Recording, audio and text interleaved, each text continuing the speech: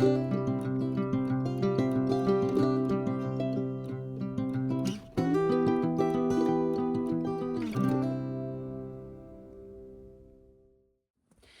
my name's Adriana, and I'm the owner of Tall Tail Equestrian in Crozet, Virginia, and today I'm going to show you how I like to dress a superficial wound.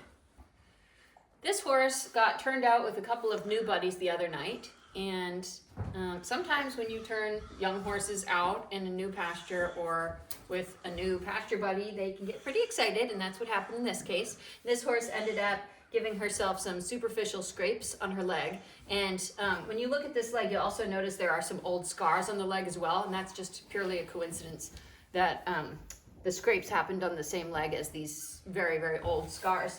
But first, what we need to do is we need to scrub this leg, and you see there's Alu Shield on this leg because that's how I turn them out at night, is I spray it with Alu Shield. But right now, the first thing we're going to do is we're going to scrub this off with betadine.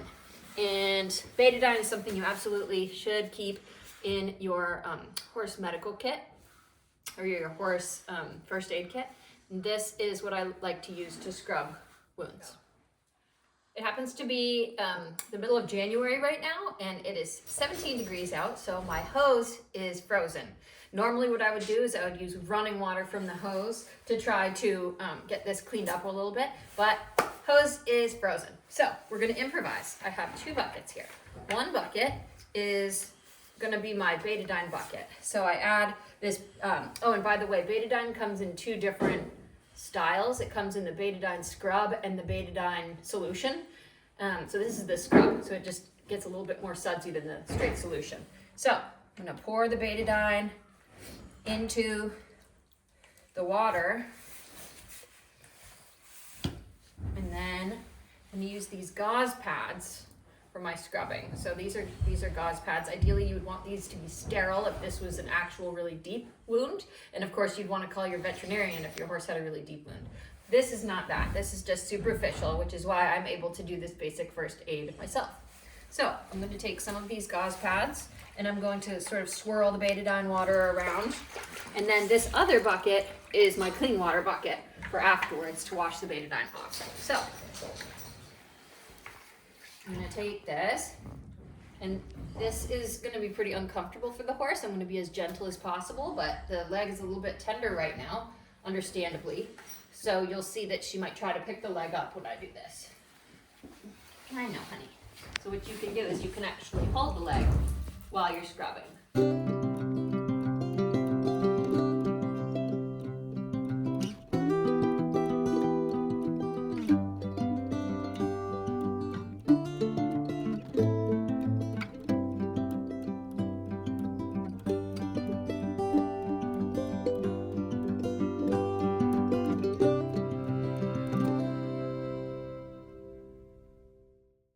Scrubbed really thoroughly with betadine. Now I'm going to take my clean water bucket with more of the gauze and just clean the betadine off.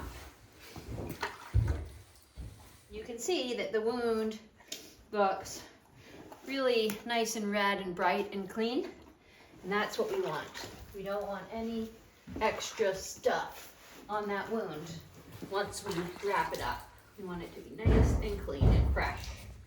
So now that the wound is cleaned, you can see she's steaming right now because it's so cold outside, and this water is like a normal faucet temperature from inside my heated tack room.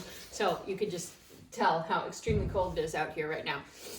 But anyways, you need a clean towel, and we're going to dry off the leg because ideally you do not want to put a standing wrap on a wet leg. So we're going to make sure this is nice and dry. I'm not going to scrub the wound with this towel. I'm just going to pat it dry, but I'm scrubbing the rest of the leg that doesn't have the wound on it so that it's super duper dry. And you can see that this horse has a little bit of edema on this leg. That's from standing in the stall for the first part of this day till I got around to tending to this. So there's just a little bit of swelling, a little bit of edema in there, and that's what we're going to try to mitigate here.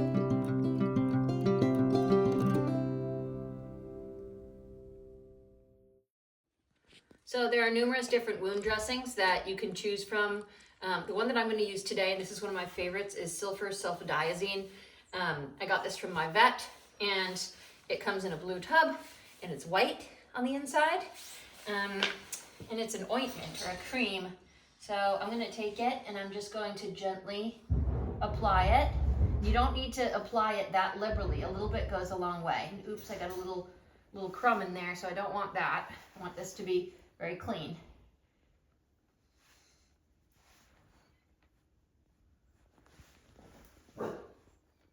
So the next thing I'm going to do is I'm going to apply a wrap to this wound. So I don't want to apply the standing wrap directly over the dressing that I just put on it, because it's just going to smear off on the cotton wrap, and it's not going to stay as clean either.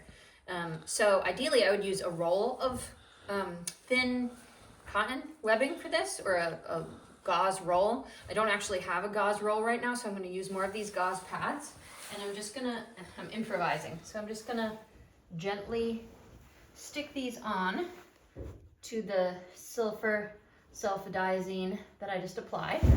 And then I'm going to take Horseman's Miracle material, and this is vet wrap. And I'm going to vet wrap gently, not too tight, all the way around. You do not, this is extremely stretchy, do not pull it tight. You can do a lot of damage to your horse if you pull this tight. So you want to unroll it a little bit and then just gently allow it to lay down without pulling. You're always pulling front to back, just like you would with a polo wrap or a standing wrap. This wound is not in an ideal location because it goes up where the knee is. So I'm just going to really loosely apply it around the knee so that she can still bend her knee without this getting in the way. Now I'm using quite a bit of vet wrap here. You can cut this and make the vet wrap roll last a little bit longer. But I'm just going to go ahead and use the whole thing. And vet wrap is self-adhesive, so at the end you just press on it a little bit and voila. So let's say that your horse lives out 24/7. Oh, hello, Lucy. Lucy has come to help. This is one of my bassets, Lucy, and she's very helpful and things like this. She's a very gentle nurse.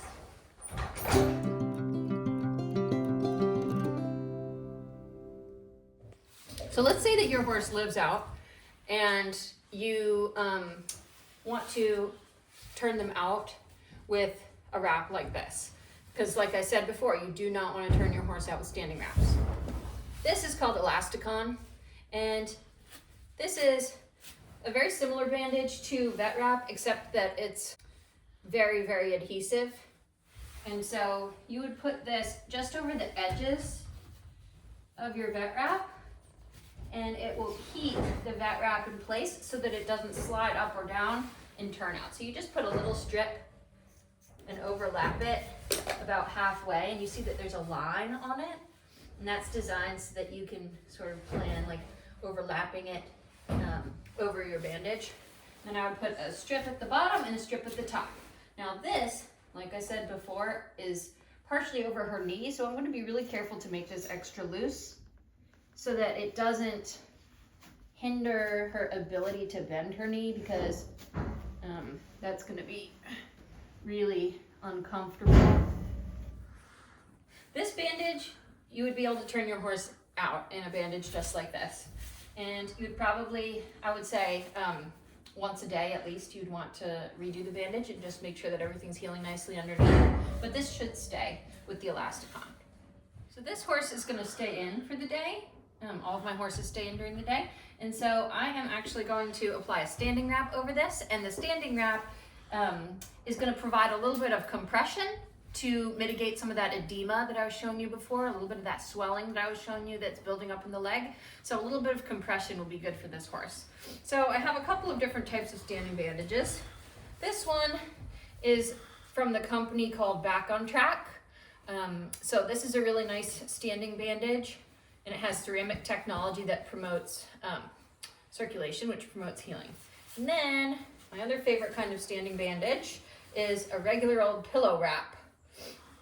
And this one is made by Triple Crown. Wilkers makes them too. Lots of companies make them.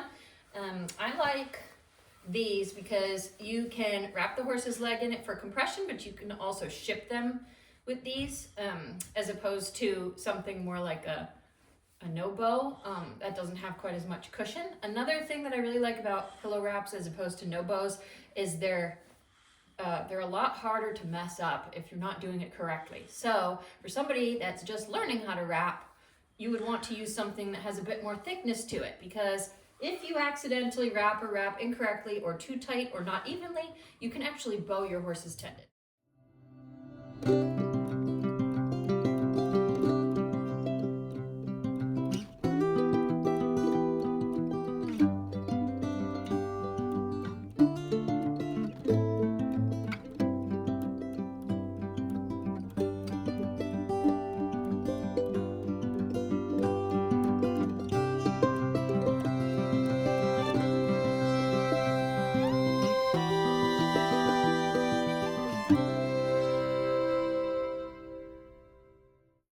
So we are all finished with our compression bandage and our wound dressing underneath, and this horse is ready to spend the day in her stall. I'll probably give her a little bit of bute as well, so that that can reduce some of the swelling in her leg, and she should be good to go in a couple days.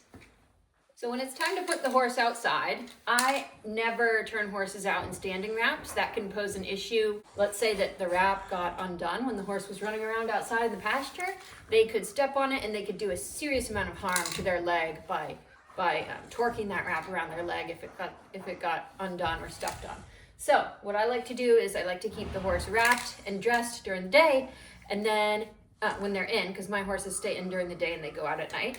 And then at night, when it's time for them to go out, I will remove the wrap. I'll take all of the dressing off, and I will spray it with AluShield. And you can get this from your vet, or you could probably get this on Amazon as well. And it is just a liquid adhesive bandage made from aluminum. So it keeps the wound clean, so that no bacteria or dirt gets in it. And then when she comes in the next morning, I would wash this off and I would dress it just the way I described to you earlier. Thanks for watching, and tune into our YouTube channel and subscribe to be the first to see some of our horsemanship and horse management videos, as well as do-it-yourself farming videos that we post on a regular basis.